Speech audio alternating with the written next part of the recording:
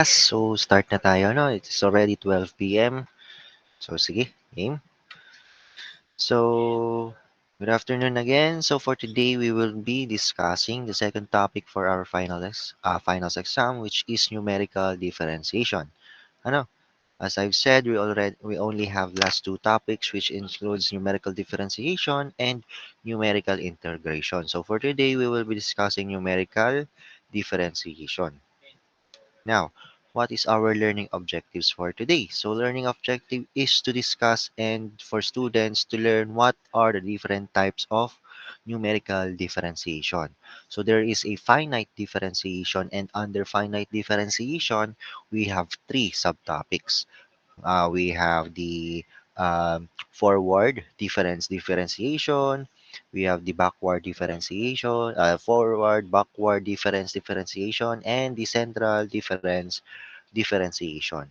As I've said, this is a numerical differentiation, meaning we have to solve for the approximated value of the derivatives. Okay?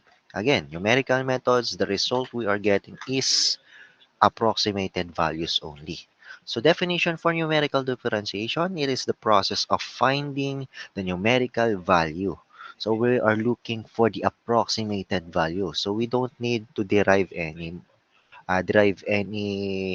excess, derive sines, cosine, cotangent, etc. We are just going to derive the formula.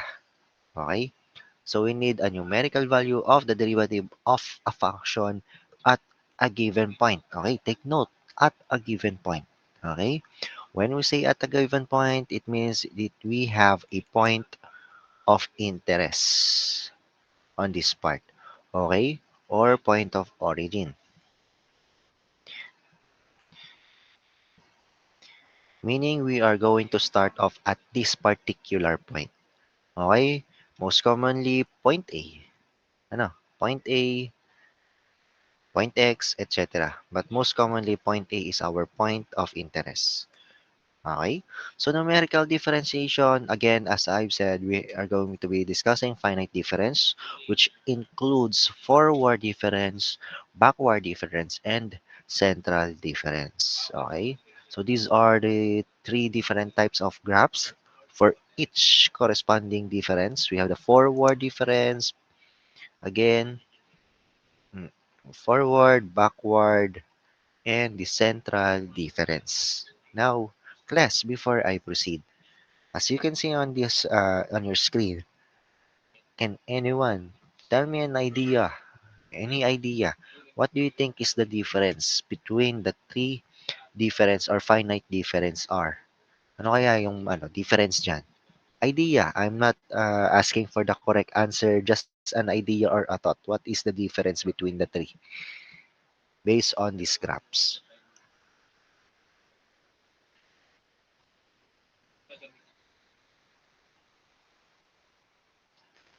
Tingin nyo.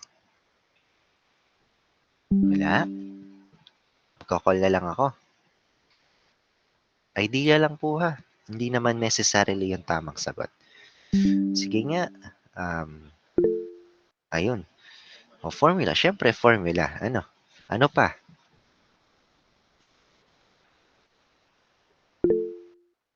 Sige nga po, Rezian. Yung point po na parang magi-start po sila. Okay, yun na yun mismo. Yun na yung, yun. Actually, yun na nga yung tama eh. Ano? As you can see, for the forward, backward, and central, if this is your point of interest, again, from the definition of numerical differentiation, a function at a given point. So we will be proceeding first on the point of interest. So point A will be your point of interest. This will be your starting point. Okay? So for forward, backward, and central, they have different starting points or point of interest. Okay? And for the point of interest, it consists of the x initial and, sorry, but plus.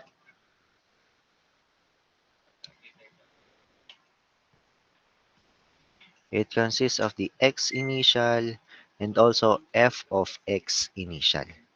Okay, those are the coordinates of our points of interest. Okay, always the coordinates of points of interest is the x initial and f of x initial. Now, as you can also see from our forward difference from the name itself forward, okay, meaning from point A with respect to x-axis, point A is moving forward towards point B. Okay, with respect to x-axis. Okay, while for backward difference with respect to x-axis again, with respect to x-axis, if this is your point of interest, from point A, we are moving backwards until we get to point B. From the word itself, backward difference, moving backward. Okay? While for central difference, from the word itself, central, point of interest is in between two separate points. So we can call this point B and point C. So point A is in between point B and point C. It is at the center. Okay, as you can see, the distance of point A to point B is delta x.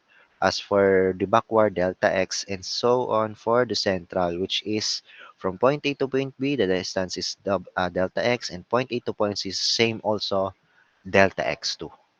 Okay?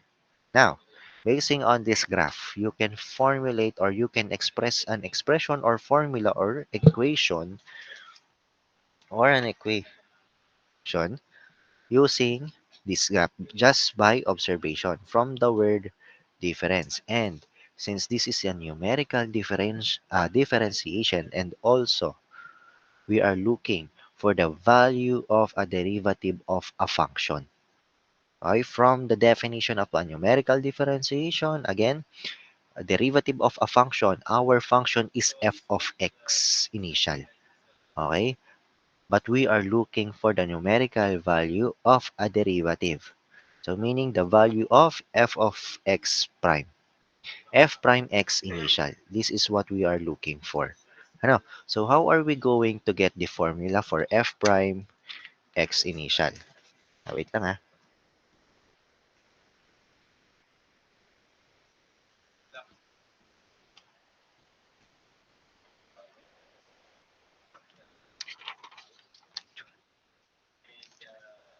Okay. So how are we going to get the formula for f prime x initial? By looking at this formula, we can also say or dictate from your previous subject on on the derivatives. Ano, hindi ko na explain kung paano nakuha. Expect ko alam niyo na to. F prime x is also equal to dy over dx, di ba? It is also equal to delta y over delta x. Yan yung mga equivalent representation ni f prime. So using delta y and delta x, we can say that the numerator for our f prime x initial is composed of all the y's, while for the denominator, it is composed of all the x's, differences of y's and differences of the x's based on the given points. So we have point A and point B. Okay? If this is point A, your point of interest, and it is consisting of x initial and f of x initial, your point B, since we have no known values, it is the coordinates will be x initial plus 1 since we've moved 1 point and f of x initial plus 1. Okay, so those are the coordinates for point B. Now, moving to our delta y on the numerator for this equation, no, we can say delta y, the bigger value minus the lower value. From this representation with respect to x, x is greater on point B. So we will be inputting the greater value of point B with respect to x, the value of y as our first numerical coefficient on the equation. So in this case, f of x initial plus 1. Then delta y meaning minus f of x initial. Okay, and that's it. That's your numerator for f prime x initial or the first derivative of x initial. Okay? As for your denominator, it is composing of delta x. Okay? Or the differences of the x's. the distance from point A to point B of the x. Okay, in this case, sure, it will be x initial plus 1 minus x initial. And this is now your formula for the forward difference. No, yun na po. Same. Okay? This is just delta x, where delta x is equal to, once again, x initial plus 1 minus x initial. Is it clear? Class, gets po kung paano nakuha ang ating formula for our forward difference. Okay, so may mga nag-heart. So, expect ko, na-gets po ha. Yung iba po, gets po? Any questions po before I proceed sa backward difference? Okay, none? So, sige. Moving to backward difference, same concept pa rin naman yan. Same concept pa rin po ng forward differences. The only difference is we are moving backwards, meaning our higher value is point A na, imbes na si point B. Kasi dito sa point A, sa ating forward po, point B has a much higher value of x than point A. While for backward, we have a higher value of x initial and f of x initial. No, rather than C point B, which is ito, magiging, if we have moved backwards, this will be x initial minus 1 and f of x initial minus 1. Okay? Since we've moved backward, this is now minus 1. If forward, edi plus 1. Ano? Now, formulating the formula again, we have f prime x initial for backward difference, which is equal to, once again, delta y over delta x, which we can express as, for our delta y, we will be putting f of x initial minus the y for our point B, which is f of x initial minus 1 divided by delta x, which is x initial minus x initial minus 1. So this is it. That's the formula for backward difference. Same concept with the forward difference, just a different position and a different value for f of x initial minus 1 and f of x initial plus 1. No? Now, for our central difference formula, looking at the graph, you can see that this is the formula, or the equation here is equal to the forward difference. While for this one, it is equal to the formula of the backward difference approximation. So we can say that adding both the forward difference formula and backward difference formula, when we add it, we will be getting the formula for the central difference approximation. O sige, try natin. Let's try if this will be the formula we will be getting when we add the two formulas. Ano? Sige, wait lang. Burahin ko lang itong ano.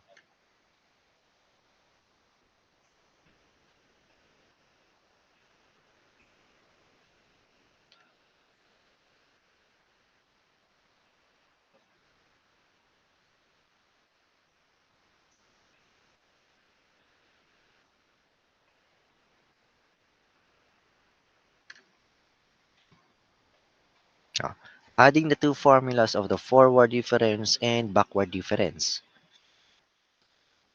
So we have f of x initial prime. This is for the forward difference plus f prime x initial.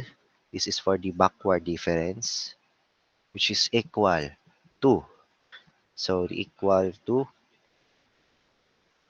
hmm, what will be our for again? What is our formula for our f of x initial for forward difference? It is, and the numerator is f of x initial plus 1 minus f of x initial over delta x, no, or delta x, or x initial plus 1 minus x initial, or simply delta x na lang para may click.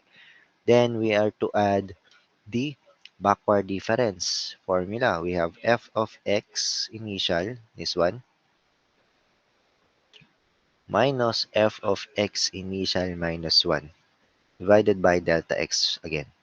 So simplifying these two or combining like terms, we have these two, so we will be getting 2 f prime x initial, which is equal to, if you notice, f of x initial will cancel out the negative sign of f of x initial. So we will be having the remaining f of x initial plus 1 minus f of x initial minus 1. Then as for the denominator, same denominator, so just copy. Then dividing both sides by 2, cancel. Then this will now be your formula for the central difference approximation. So just same as this one. No? So that's it. That's how you formulate a formula through observation using the graphs for finite difference. So any questions po? May tanong? None? Thumbs up po kung naintindihan. Yeah, malinaw po ha. Okay. So moving on, what is another way to formulate a formula when we are not using the graph? Another type or another way to derive a formula for finite difference is with the use of Taylor series expansion. Now, as I recall, parang diniscuss na ata to sa inyo during ADMAT. Tama ba? Oh, okay, may nag-ano. So, this will just be a review for you guys. Ano, yung si Taylor series expansion. So, for forward difference, we can get three finite difference formula, yung mga forward, backward, and central. Yan, makukuha natin using Taylor series expansion. So, bago natin simulan, i-define muna natin. Ano nga ba ang ibig sabihin ng Taylor series expansion?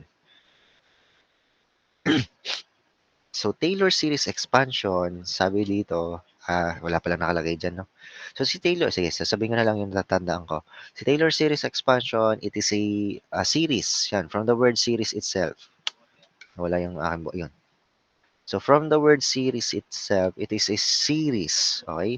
Series of expansion of a function. To, function. Series of of a function with the help of its derivatives, yan, mga derivatives na yan. With the help of its derivatives, it gives the value of the function around in terms of a polynomial. In terms of a polynomial, yan. Kung makikita nyo, ang daming polynomial dyan with infinite terms. Okay? So on. So that is the Taylor series expansion definition. Ano? Now, how are we going to use Taylor series expansion to derive the formula for the finite difference? So, from point A to point B, again, we are moving forward. So, point A to point B, moving forward. So, we will be getting the f of x initial plus 1. No? So, using Taylor series expansion, take note, this is just a 2 point difference. Ano? So, we can formulate, madali lang naman po tandaan, or this is just easy to remember if you know the technique. So, f of x initial plus 1 is equal to f of x. Again, from the definition. If you know the definition, then you know the formula of the Taylor series expansion. Again, what's the definition of the Taylor series expansion? Taylor series expansion is a function with the help of its derivative, meaning we need to derive. So with the help of its derivative, so f prime x initial, then we just need to multiply it. Again, it is a series expansion. We just need first to multiply it by h. What is h? H is delta x. Okay, again, we are moving from point A to point B. So we have a delta x here. Okay, so we are multiplying it by h or delta x. Either representation is fine, it depends upon you. Ano? Again, this is a series expansion, meaning if we add another help from another derivative of its function, of the function, f double prime, so we are also having a series of expansion, just like this one. This is h1 raised h raised to 1 over 1 factorial. For this one, we also have an h here, but this is h raised to 0. But h raised to 0 or any number or variables raised to 0 is equal to 1. So we are just disregarding it. No. So in this case, f of x initial plus f prime x initial h raised to 1 over 1 factorial. But again, it is just 1, so we can just disregard it. Then f double prime x initial h squared plus 2 factorial. Again, this is a series, meaning moving on to another number in a series of sequence. So 3 factorial and so on. Okay? Ayan, same. If you know the definition of the Taylor series expansion, you know the formula. Okay? But if you will notice, they have crossed out or they have removed this one. Ano? Why did they remove it? This is what you call they have truncated this part. Truncation. From our first topic on our midterms. Ano? Truncation. Can anyone remember what is truncation? Again, truncation is the error on your approximated value and true value where the truncation is the one you remove from the true value. So for example, an example of truncation is pi, 3.1416 and so on. This is an infinite sequence of number. No, but we are giving it a limit and we are disregarding this part. We are only using 3.1416 or some 3.14 only. So we are truncating this. This is the truncation error. Okay? So in this part, this is just like pi. This is just a decimal. We are truncating this. No need for this one since this is just a continuation of the decimal. Okay? That's why they removed that. No. So we just need f prime. Why? Because again, we are looking for, ayan, the numerical value of a derivative. So first derivative muna. We're looking for the first derivative. Okay? Once we've canceled or truncated this part, we just need to isolate f prime x initial. So transposing, then dividing both sides by h, we will have the formula for the forward difference, which is this one, which is again same as this one. So this is f of x initial plus 1 minus f of x over delta x. F of x initial plus 1 minus f of x over h or delta x. Same. No. So this is another way in getting the formula for our forward, backward, and central using Taylor series expansion. Ano? Okay? So that's it for the Taylor series expansion. O yan, backward difference. So for backward difference, if for the forward difference, this is all positive or just an addition. For backward difference, it is alternating sign. So this is positive, negative, positive, negative, positive, negative, positive, and so on. Okay? Then again, you just need to truncate this word and then get the first derivative formula for or simplify this into the first derivative one and you will get your backward difference formula or equation to be used in solving the problem. Ano? Now for central difference, we add the forward and backward formulas as I've discussed already from the earlier. We just need to add, and as you can see, this is a negative f of x initial and a positive f of x initial. So they cancel each other out. So this will be your remaining coefficients. So 2h, divide both sides by 2. And there we go. We have the same formula as this one. Okay? So that's it. Before we proceed for example number 1 on how to use this finite difference. Any questions with regards to how we get those formulas? Clear? Malinaw? Okay.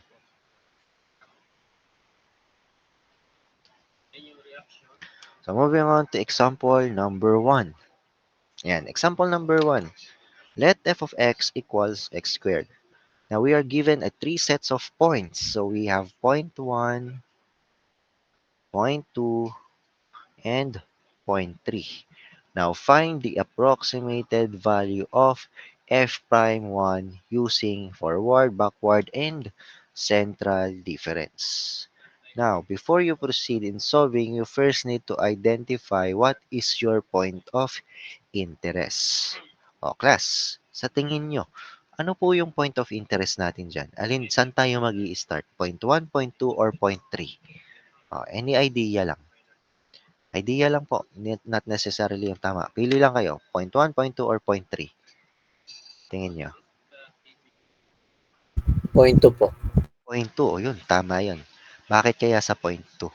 Kasi if you will look at our f prime 1, this is also f prime x initial. So meaning our x initial is equal to 1. So this is our x initial, meaning where is it under? Under point 2. So our point of interest is point 2. So we can now label, yeah, we can now label this table or the coordinates on its respective x initial. So for this case, or for point 2, if this is our point of interest, this will be your x initial and f of x initial. As for point 3, moving forward, as you can see, moving forward, this will be your x initial plus 1. So this will be your f of x initial plus 1. Then as for point 1, if this is your point of interest, moving backwards, this will be your x initial minus 1 and f of x initial minus 1. No, so that's it. You just need to substitute this uh, numerical coefficient to the formula and you will have the values for forward, backward, and central. But wait, sir, I forgot what is the equation for forward difference. Then just graph. Ano? Let's say this is the graph for your, yan, more accurate. Yan ang graph nyo sa inyong points. Now, point 1, point 1. Wait, punta natin ang kulay.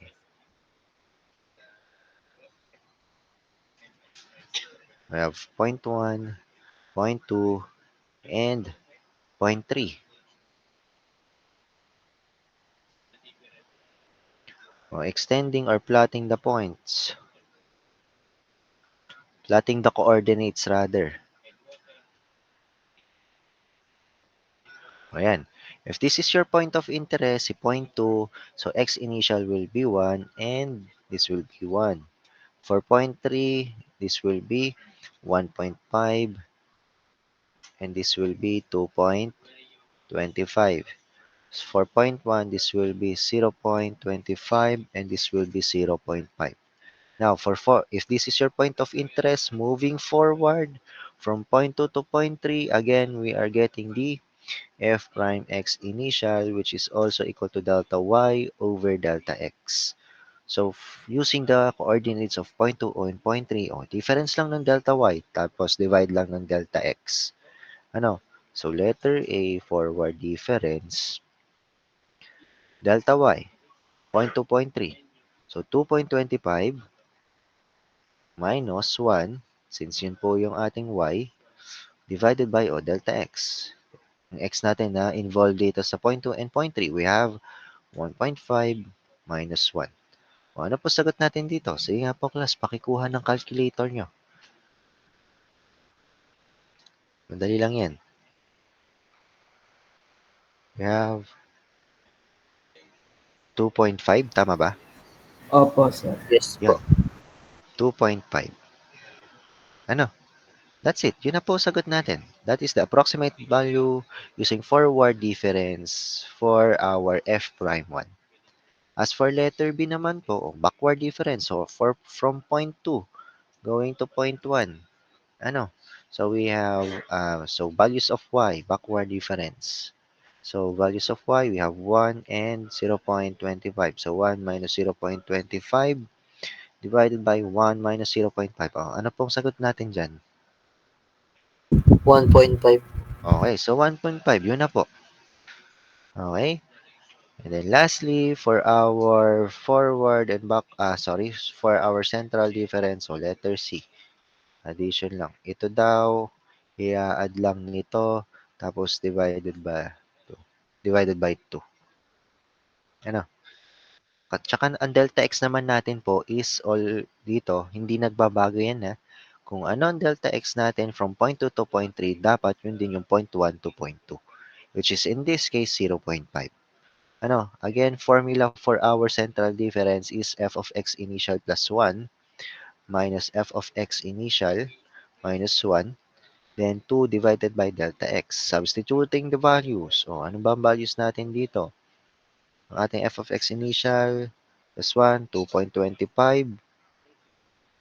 minus 0.25 multiplied by ito ay 0.5. O, ano po sagot natin dito?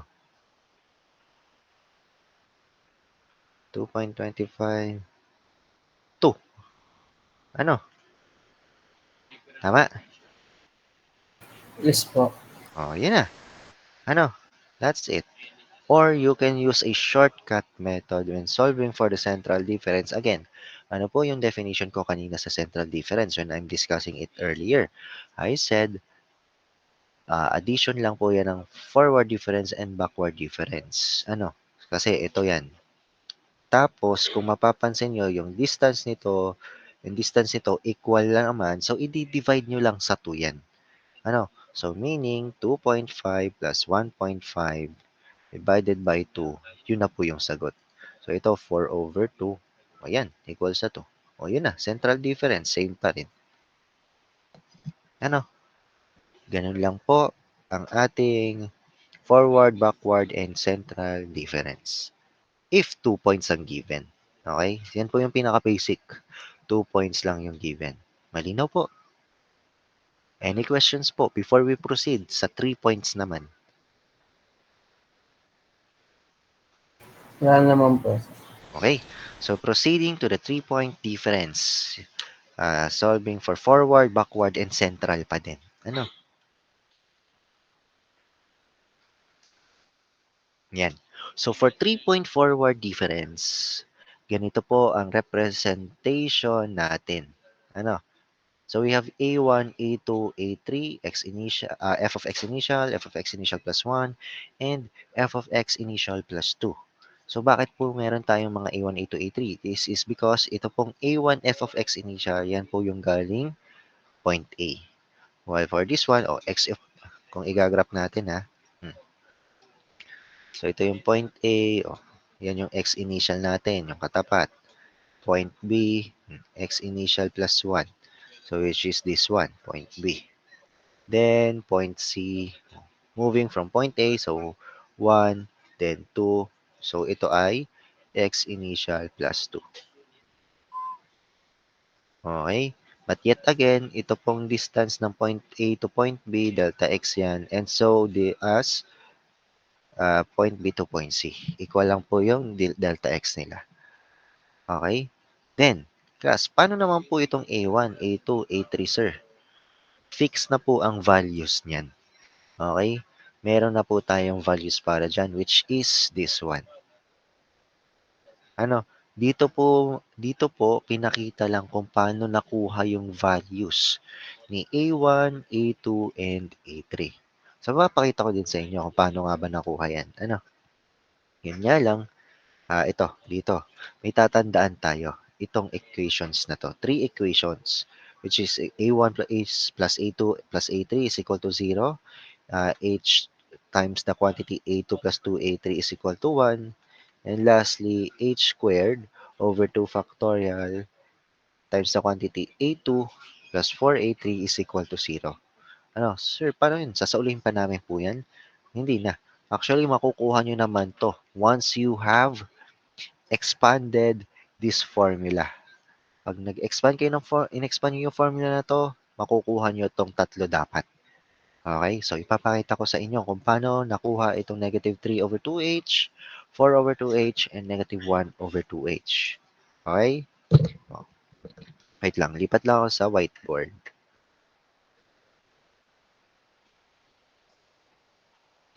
Malay nyo, makasama sa exam kung paano yung pagkuha ng A1, A2, A3. O, makinig. Again, so we are solving for f prime, x initial, first derivative. Yan. Which is equal, again, it was represented as A1, f of x initial. Then plus A2, f of x initial plus 1. And lastly, plus A3, f of x initial plus 2. Actually, this is so on. But we are going to just limit this one into A3.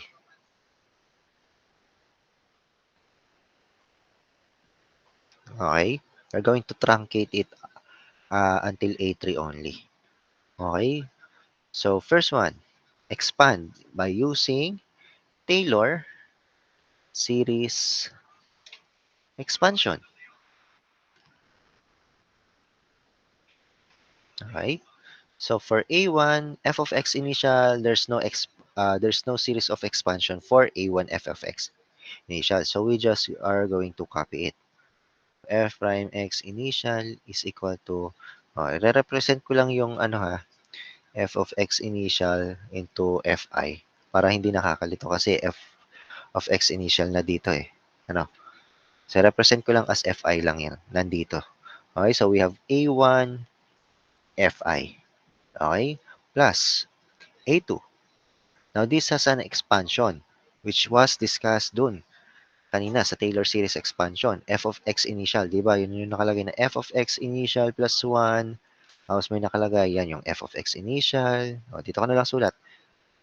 Yan ang f of x initial plus, again, definition ng Taylor series expansion, the function with the help of its derivative. Okay? Help of its derivative. Wait lang. Tanggalin ko nga lang palang x. Fi lang muna. With the help of its derivative. So, f prime initial times, magkakaroon pa tayo dito ng h, which is, again, sabi ko kanina, meron din naman tong h, pero h raised to 0 yan. Ano? Again, Taylor series. From the word series, we are seriesing a sequence of derivatives. Meaning dito, h raised to 1 over 1 factorial, but then again, disregard lang yung mga 1 na yan. Hindi naman mababago eh. Then, we have f double prime.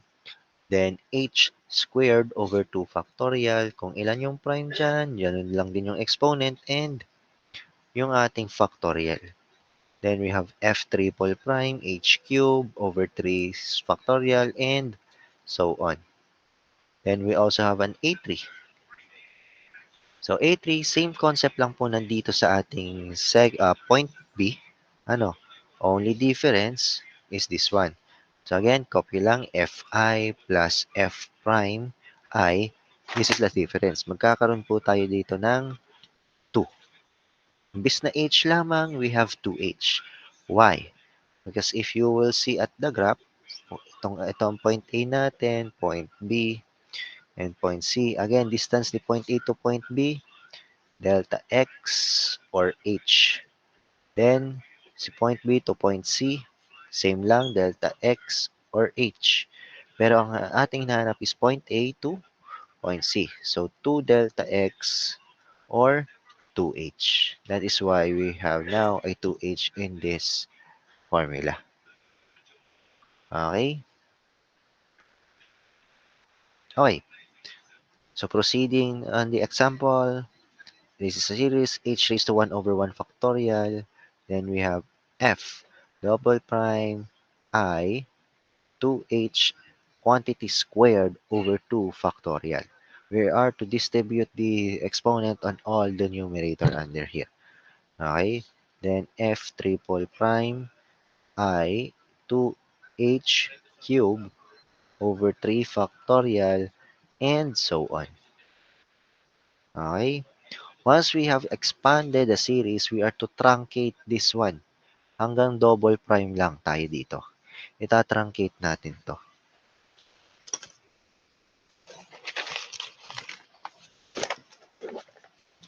Okay? Once na truncate na natin yan, combine lang natin yung mga pwede nating pagsama-samahin. Like for example,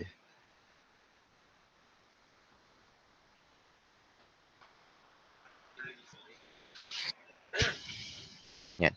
Like for example, si A1, si A2 at si A3 lahat merong Fi. Ano? So we can put Fi on the outer part of the quantity, multiplying it by A1 plus A2 plus A3. Ano? Then, another one is F prime I H, which has meron din po dito sa A3 pero wala sa A1. Paano yun, sir? Wala sa A1. Eh di sa quantity ay wala sa A1. So ang mangyayari lang po is F prime I, parehas silang may H. So ilabas na din natin si H multiplied by, since nalabas to lahat, edi A2 lang to. Then plus, since ito lang yung nalabas, hindi nalabas si 2, edi 2A3. Ano? That's it. Then another one, yung F double prime naman. We have F double prime I H H squared over 2 factorial. Kasi kung ito isi-simplify natin, simplify this one, 4H squared over 2 factorial. Ganun pa rin. O, sige, 2 factorial na natin. So we have H squared over 2 factorial, same as this one. O, pwede natin ilabas si H squared over 2 factorial. Multiplied by, once again, A2 lang, since nalabas lahat. Okay, plus A3. Sorry, hindi pala A3. Plus ito, yan. Merong 4 na kasama. 4A3. Okay? And that's it. Ito po yung kanina nating nakita sa PowerPoint. Yung A1, A2, A3, equation 1. H times A2 plus 2A3, equation 2, na naka-equate sa 1. Ito, naka-equate sa 0. Then last one, we have H squared over 2 factorial times the quantity A2 plus 4A3, okay, which is naka-equate din sa 0. So, ito po yung equation number 3 natin. Ano? O, balik tayo sa PowerPoint.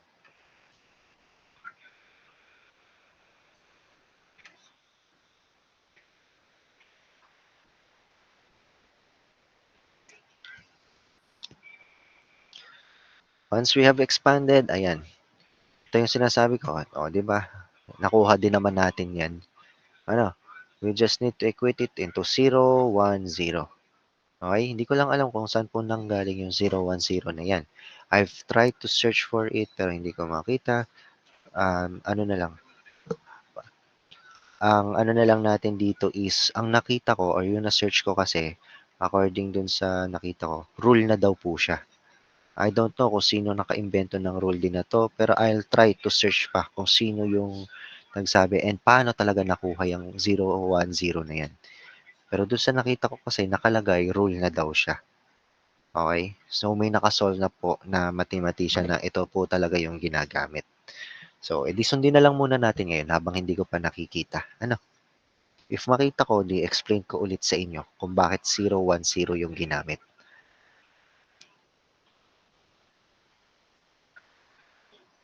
Okay? Tapos, once we have this equation na, so we have equation 1, equation 2, and equation 3, we just need to, ayan, solve for the following A1, A2, and A3, which is in this case, so dito muna tayo sa equation number 3, wherein we need to divide h squared over 2 factorial, tapos 0 divided by any number, o 0 pa rin naman yan, o cancel na lang yan. Ano? Bakit pala hindi ko na sinulat. Yan. Cancel pa din naman. So, makakancel lang tong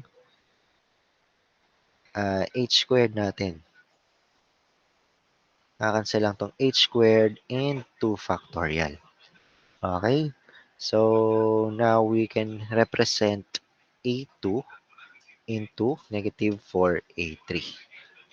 And representing a2 by negative 4a3, we can substitute here to solve for the value of a3. In this case, dividing both sides by h.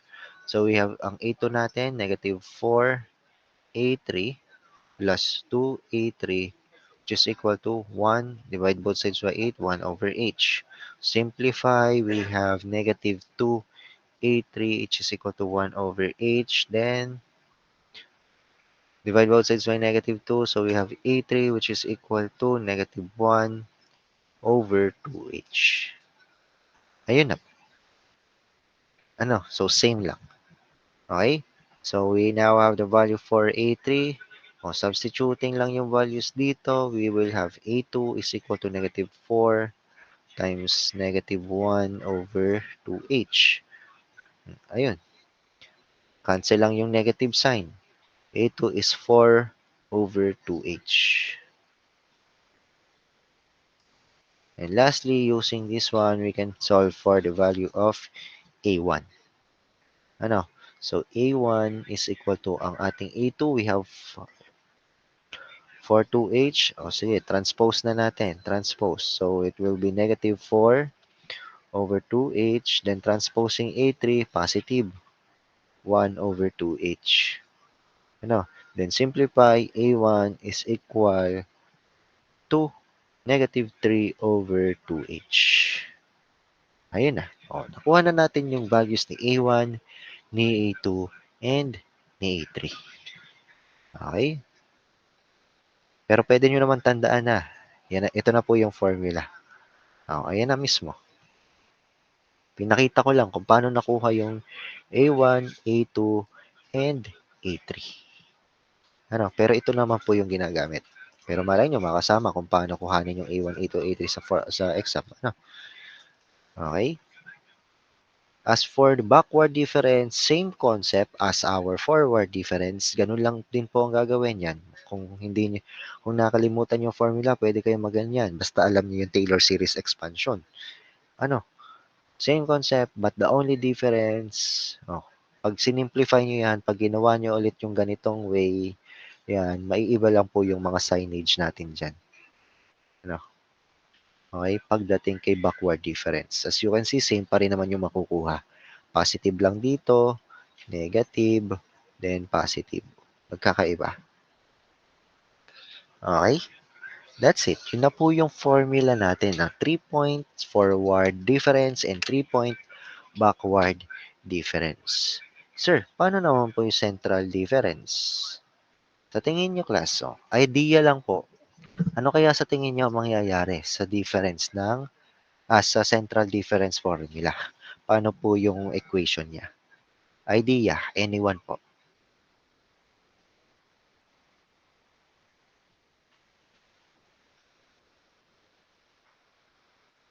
Wala?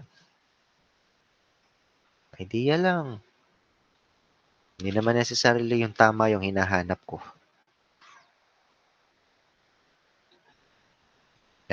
Sige, ito na lang. Explain ko na lang. So, for our central difference po, for 3 points forward, from the word 3 points, kung napapansin nyo, yung una nating ginamit na central difference, 3 points na po yan. Ayan, hindi na pala kita doon. Sige, dito na lang. Ayan, drawing na lang. Central difference. Different. When, mali spelling.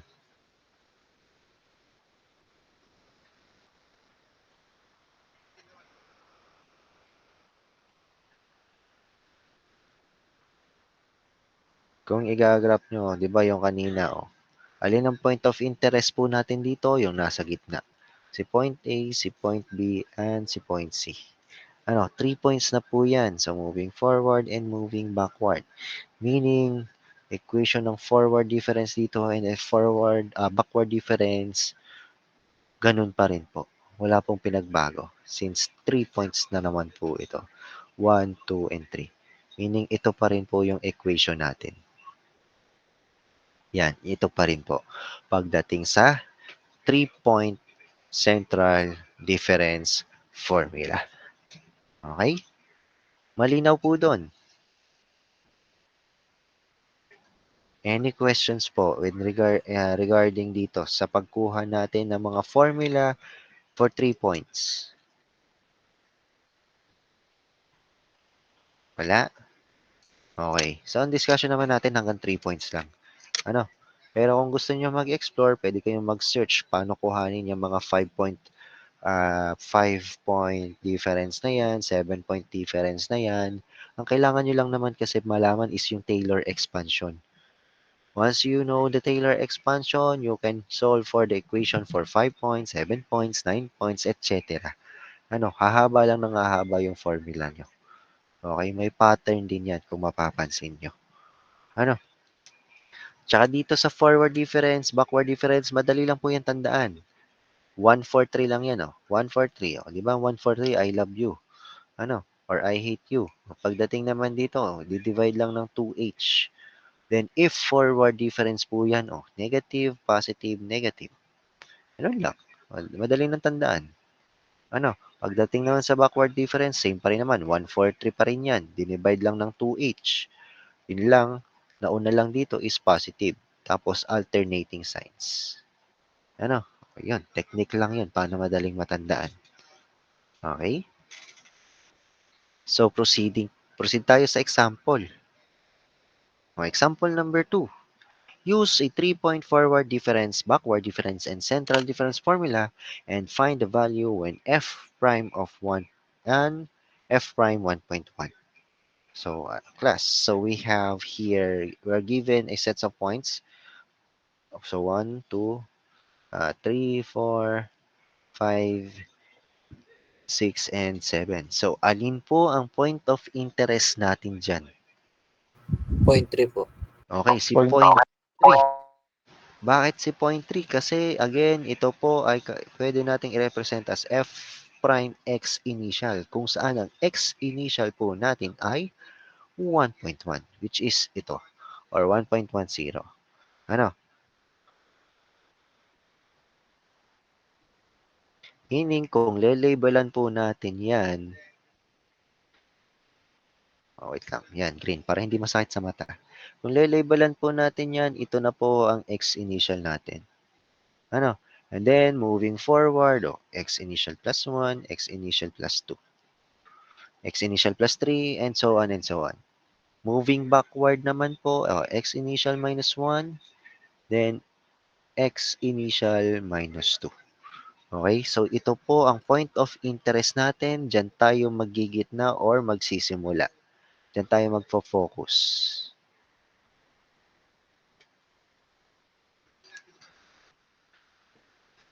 Yan, sa point 3. Ano?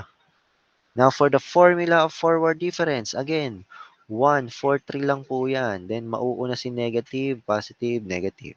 Divided by 2h. Ano? Then, f of x initial, tapos x initial plus 1, and x initial plus 2. Substitute lang po yan. Ang isa-substitute nyo lang naman dito is yung y values natin eh. Ano? Ito naman pong h natin is delta x lang yan. Again, as I've said earlier, pare-parehas po ang ating delta x. So, from point 3 to point 4, equal lang sa point 4 to point 5, point 3 to point 2, point 1 to point 2, equal lang po yung delta x niyan. Prove natin. Point 6 to point 7, 1.25 to 1.3, ano yung difference? 0.05. Same as point 3 to point 4, 1.10 to 1.15, 0.05 pa rin. Ito, point 2 to point 1, 1.05 minus 1, 0.05 pa rin. Ano? So, yun na. So, substitute nyo na lang yan. Ano? In this case, if f prime 1.1 is equal to negative 3 over 2h, again, h natin delta x which is 0.05. Then, multiplied by itong f.1, f of 1.1 natin. Ito lang yan, f of 1.1. Ano? F of x initial, then f of x initial plus 1, and f of x initial plus 2. Ayun lang, f of x initial, ito. Meaning, multiplied by 1.0488 lang. Plus, ito, 4 over 2 times 0.05 multiplied by 1.15 or itong f of x initial plus 1 which is this one. So, direct substitution lang. O, di ka? Madali lang. Yun nga lang, dapat alam mo yung formula. Then last, we have 1 over 2.0 point, yeah, 0.5 multiplied by f of x initial plus 2, which is itong f of 1.2, 1.0954. O sige nga class, paki-calculate po. Hindi po dapat ito ang sagot eh. Ano po yung pinaka-accurate na sagot dito? 0.478 po. Okay, 0.478. Okay, ayun na. Ano, ganun lang po kadali ang ating 3-point forward difference. Basta alam nyo kung saan ang point of interest, alam nyo yung formula, direct substitution na yan. Ano? Now, there are some cases in the problems kung saan ang given naman sa inyo ay yung value mismo nito. At ang hinahanap ay yung nandito. Ano? Di kayo reverse engineering lang yung gagawin nyo. Ano? Okay? Reverse engineering lang yung gagawin. Let's try naman po, backward difference. Sa backward difference, same formula, different signages lang. Naging positive ang una, minus, and then positive. Then, kung lalabelan natin to, itong x initial, point of interest natin, going backwards, yun na. Itong f of x initial minus 1, f of x initial minus 2. Di ba? Ganun lang. Then, direct substitution lang. Okay? So, f of x initial, ganun pa rin. Ito, 1.0488 minus 4 over 2 times 0.05. So, ito ay x initial, f of x initial minus 1, which is this one, 1.0247. Yun, tama. And lastly, f of x initial minus 2, yan, which is 1. Yan, 1. Then, simplify. Tama po ba ang nakalagay dito? 0.476.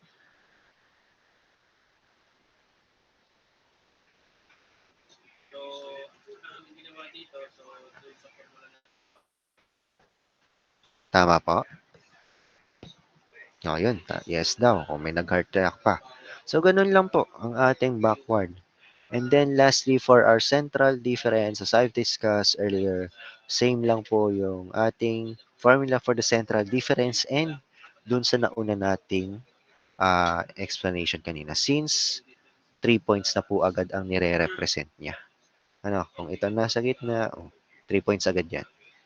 Itong point of interest, di ba? 3 points agad yan. So, ganun lang. Or again, pwede kong pwede nyo gamitin yung sinabi ko na again, yung shortcut. Addition lang naman yan ng forward. Since dito sa graph natin, addition lang yan ng forward at the backward difference. Yan, tama. Kung saan ang ating forward, 0.478. Then, addition ni backwards, 0.477. Sagot dyan. Tapos, divide nyo lang by 2. Yun na. 0.476 pala dapat.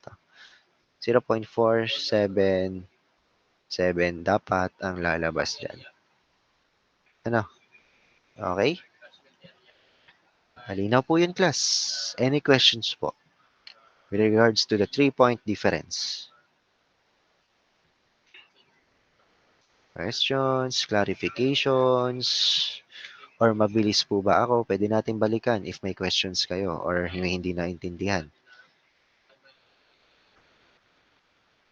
Okay, so kung mukhang wala, So next meeting na natin ipagpatuloy. Next meeting, ito, may example 3. Word problem naman tayo.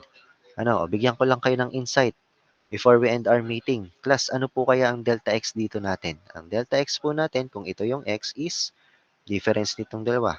So delta x is 6 years. Yun, ganun lang yung mga examples natin. Discuss natin to next meeting. Okay? Then, before we end our class then, BOD po. Wait lang. Tama po ba ang inyong section ay kukuha ay 41 po yung kukuha ng handouts. Yes po, sir. Okay, so tinanong ko yung ibang section, sabi nila meron daw mga hindi sabay-sabay yung kanilang face-to-face at online. So, ang sinuggest nila kung pwede daw sa next face-to-face na lang ibigay yung handout. Yung sa inyo ba? Anong gusto nyo?